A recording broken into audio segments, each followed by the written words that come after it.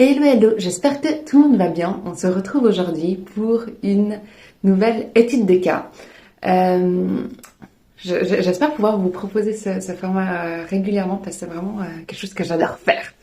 Voilà un message que j'ai reçu suite aux stories que j'avais fait à propos des prix. Si jamais vous retrouvez ces stories-là dans Story à la une, je crois que ça s'appelle Biz Pérenne parce que c'est trop long pour écrire Business Pérenne. Enfin, ouais, vous avez compris ce que je voulais dire.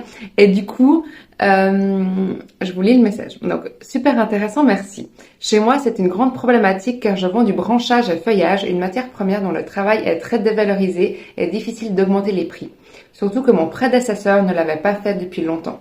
Exemple, après avoir vendu beaucoup de buis à grande perte, j'ai décidé d'augmenter pour ne plus perdre d'argent et avoir un prix équitable, ce qui a fait une bonne différence. Du coup, les clients grossistes ont juste arrêté de me le commander, ce qui est très ennuyant car j'en vendais vraiment beaucoup. Le reste des articles, j'ai augmenté de quelques centimes et des stories m'encouragent à continuer à le faire progressivement. Donc, déjà, merci beaucoup à la personne qui m'a envoyé ce message et qui a été d'accord que j'utilise cette situation comme étude de cas parce qu'il y a plein de choses à dire ici et on va vraiment pouvoir approfondir un peu cette histoire de prix. Je choisis un axe aujourd'hui parce qu'on pourrait partir vraiment dans plein de directions différentes et je choisis un axe ici qui est la sensibilité au prix. C'est un terme économique qui est lié à l'élasticité des prix et ça c'est en lien avec le concept d'offre et demande, dont vous avez peut-être déjà entendu parler si vous avez fait un peu d'économie à l'école. C'est vraiment un des principes de base de l'économie qui dit que, en gros, on va fixer les prix. Attention, hein, ça c'est un concept économique. Je reviens là-dessus sur les concepts économiques juste après. Qui dit en gros que le marché va toujours se mettre d'accord entre les vendeurs et les acheteurs pour trouver le point optimal où il y a la quantité et le prix qui vont ensemble. Au niveau, en gros, l'endroit qui correspond où tout le monde est OK entre l'acheteur et le vendeur. Je vous le simplifie grandement, mais c'est l'idée générale. Donc, l'idée aussi de ce concept-là, c'est si en tant que vendeur, j'augmente mes prix, la quantité vendue va diminuer parce que moins de clients seront prêts à acheter à ce prix-là. Au contraire, si je diminue le prix, les ventes vont augmenter parce que plus de clients seront prêts à acheter à ce prix-là. Vous voyez un peu l'idée. C'est un concept économique qui est la raison pour laquelle, je vous en avais déjà parlé une fois, votre tante Gisèle qui ne connaît absolument rien en business et qui n'a jamais été entrepreneur de sa vie va vous dire, mais t'as qu'à baisser tes prix si tu veux vendre plus. Voilà. Et je vous expliquais aussi la dernière fois pourquoi c'était pas forcément une bonne idée. Il y a un truc avec tous ces concepts économiques, ils sont intéressants. Ils permettent de modéliser d'une certaine manière ce qui se passe sur le marché. Mais ils ont un grand problème, c'est qu'ils partent du principe que tout le monde se comporte de manière totalement mathématique et rationnelle. Et on sait très bien que ce n'est pas le cas pour les humains. On ne fonctionne pas du tout de manière rationnelle, on est hyper manipulable, on fonctionne aux émotions et donc on ne peut pas juste résumer notre comportement d'achat à quantité-prix et je vais trouver le truc qui optimise la quantité pour le prix. Ça ne fonctionne pas. Cependant, cette manière de réfléchir justement pour la personne qui m'a écrit le message dont je vais vous parler aujourd'hui, elle parlait de grossistes. Et puis là, par contre, c'est effectivement un type de client pour qui ce modèle est beaucoup plus cohérent que pour les consommateurs finaux comme vous et moi. Je vous explique pourquoi. Les grossistes, donc, ils achètent de la matière première qu'ils revendent telle qu'elle. Ils font pas de transformation au milieu. Et donc, au fait, leur seule valeur ajoutée, c'est le fait qu'ils augmentent le prix entre le moment où ils achètent et qu'ils revendent. En gros. Et vous voyez ici que leur seul moyen de gagner de l'argent, en gros, c'est acheter le moins cher possible et revendre le plus cher possible. Donc, eux, déjà, c'est pas des êtres humains. C'est une entreprise qui doit générer de l'argent. Et donc, la manière de prendre les décisions d'achat n'est pas du tout la même que des personnes comme nous et moi, que le consommateur final. Et donc là, la décision d'achat va être vraiment prise en fonction du bénéfice qu'ils peuvent faire à la fin avec cette marchandise qu'ils achètent. Je vous donne aussi l'exemple, l'entreprise de cosmétiques que j'ai. On va aussi faire attention évidemment au prix de nos matières premières. Et il y a des fournisseurs qu'on apprécie plus que d'autres, mais quand leurs prix sont 5 ou 10 fois plus élevés que celui d'un concurrent qu'on aime un peu moins, mais qu'en fait c'est le même produit, à un moment donné, on reste une entreprise qui a besoin de faire du bénéfice.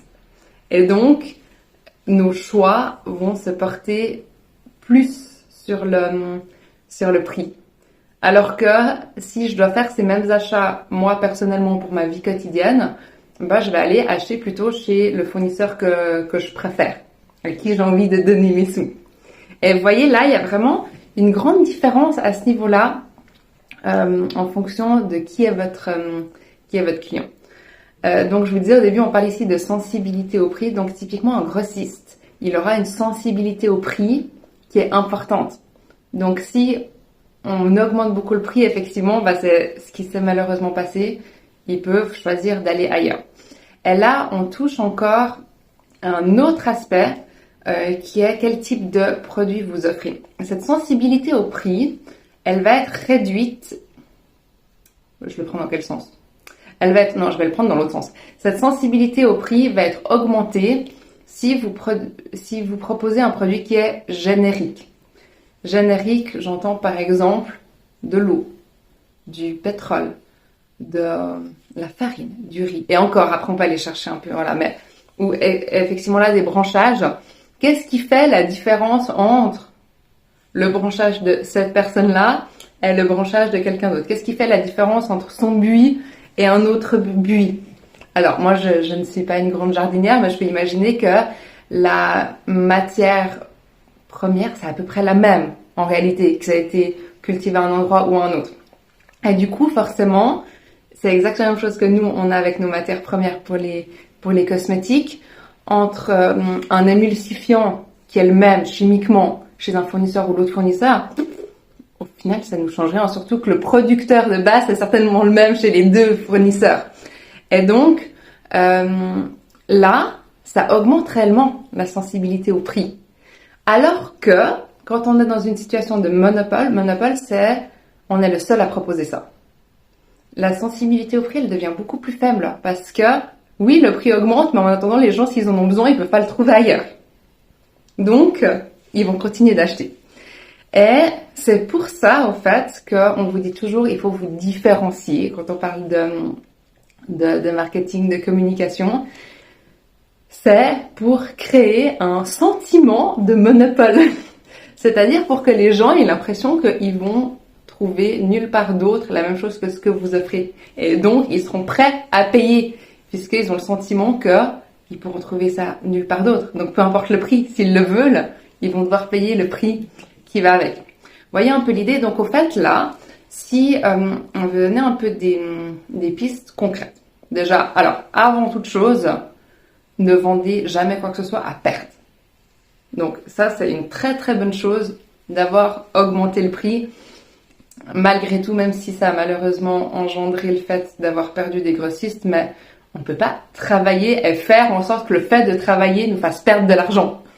C'est absolument contre-productif et ça va vraiment dans la direction de la mort de l'entreprise.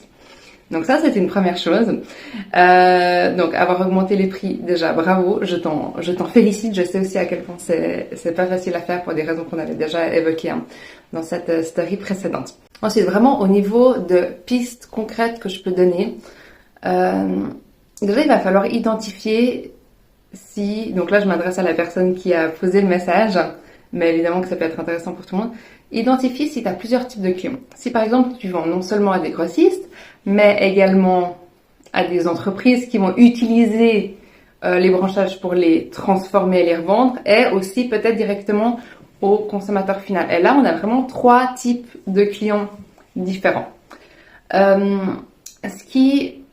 Oui, et puis donc ces 3 types de clients différents, la sensibilité au prix va pas être la même. Les grossistes, ils vont avoir la plus grande sensibilité, et puis le client final, c'est généralement eux qui ont la plus petite sensibilité. Et puis l'entreprise au milieu, suivant qui, ça peut aussi, en fait, ça va changer un peu en fonction de quel type d'entreprise c'est.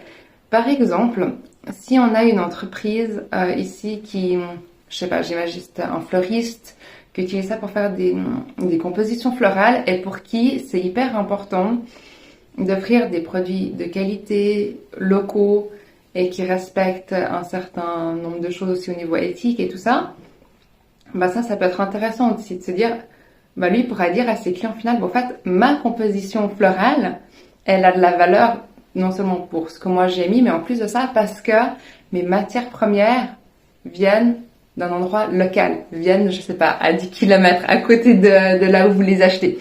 Et ça, en fait, ça a de la valeur. Et donc, en fait, cette entreprise-là pourra utiliser ça comme argument de vente. Donc ça peut être une chose qui est intéressante. Et ici, justement, ce qui serait intéressant de voir, c'est est-ce qu'il y a un moyen, alors évidemment, c'est pas un domaine que je connais spécifiquement, mais est-ce qu'il y a un moyen ici de faire prendre conscience aux gens que cette qualité de branchage ou de buis ou peu importe ce que tu offres, n'est pas la même justement que les autres. Est-ce qu'il y a quelque chose qui est différencié ou peut-être dans la manière de travailler? Et si on arrive à montrer que ce produit, en fait, il n'est pas générique, c'est pas le même que tous les autres qu'on peut trouver dans le monde entier, en fait, potentiellement, même chez le grossiste, ça peut créer une différence dans le sens où peut-être qu'à un moment donné, le grossiste, il peut avoir 2 qualités de, je sais pas, on parlait de buis tout à l'heure, 2 qualités de buis. Le buis qui vient de l'autre bout de l'Europe et qui est bon marché, et le buis local, de qualité, écologique, et qui est plus cher. Et du coup, lui, ça lui permet aussi au grossiste d'augmenter son prix parce qu'il va le revendre avec cette plus-value. Et du coup, la marge que toi, tu t'augmentes, en fait, elle va être répercutée à la fin, mais la perception de la valeur n'est plus du tout la même que du simple feuillage ou du simple branchage ou du simple buis. Et il y a une question à aller se poser ici justement à ce niveau-là. Comment est-ce qu'on peut revaloriser quelque chose qui à la base ne l'est pas vraiment? Comment est-ce qu'on peut communiquer là-dessus et justement avec cette communication affaiblir la sensibilité à cette augmentation de prix. Et une autre chose ici qui me paraît hyper importante, c'est vraiment pour chaque produit, et ça c'est valable vraiment pour toutes les entreprises en réalité, mais pour chaque produit, vraiment calculer quelle est la marge de chaque produit. Est-ce que cette marge est OK ou pas? Et en fonction de ça aussi, choisir quels sont les produits sur lesquels on va le mettre le plus d'efforts. Qu'on va peut-être produire le plus, mais aussi qu'on va faire en sorte de vendre le plus parce que forcément on va choisir ici ceux qui rapportent la plus grande marge, a priori. Après, il peut y avoir aussi toutes des choses à faire en fonction de la structure des offres. Mais là, évidemment, j'ai pas assez de détails sur l'entreprise, mais on peut aussi aller dans la direction de peut-être qu'il y a un produit qui peut s'appeler comme un produit d'appel ou un produit d'entrée, qui est un produit peut-être sur lequel on fait un peu moins de marge, mais qui nous permet de fidéliser les clients pour qu'après, ils achètent les autres produits. Et vous voyez que ça fonctionne tout aussi bien pour les services que pour les produits, en réalité. Donc ça, c'est peut-être aussi une question à se poser. Puis du coup, c'est peut-être aussi là-dessus qu'on voudra communiquer particulièrement. Et finalement, l'idée d'augmenter déjà de quelques centimes, effectivement que c'est une idée en fait qui est pas mauvaise. C'est toujours intéressant de voir si on augmente de quelques centimes, quelle différence ça fait à la fin dans le bénéfice. Et puis on aimerait, si possible, faire une augmentation qui a quand même un impact. C'est pas évident forcément de changer les prix d'un point de vue psychologique. D'un point de vue logistique aussi, si on a un site internet ou comme ça, il faut aller changer tous les prix partout. Si on a des tous nos clients qui sont typiquement des grossistes, des entreprises, il faut les informer que les prix ont changé. Ça demande un travail en réalité, ça se fait pas comme ça en un claquement de doigts. Donc on veut aussi le faire de manière à ce que ça ait un impact. On va pas faire tout ça tous les 2 mois, augmenter de 2 centimes si à la fin ça change pas grand chose à la marge. Et puis du coup, il y aura effectivement cette question à se poser, dans quelle mesure est-ce qu'on augmente pour que ça ait un impact pour nous et pour que malgré tout on continue à vendre. Attention, toujours en faisant du bénéfice. Je le rappelle, c'est essentiel. Donc voilà, j'espère que ça vous donnera un peu quelques pistes. 2 livres que j'ai pris là parce que ils vont pas mal avec ce dont j'ai parlé au début quand je vous parlais de ces théories économiques qui sont pas toujours vraies. Il y a 2 livres que j'ai beaucoup aimés, alors que j'ai lu en anglais même, qui sont hyper intéressants. Thinking Fast and Slow. Je crois qu'en français il s'appelle Système 1, Système 2, je suis pas sûre.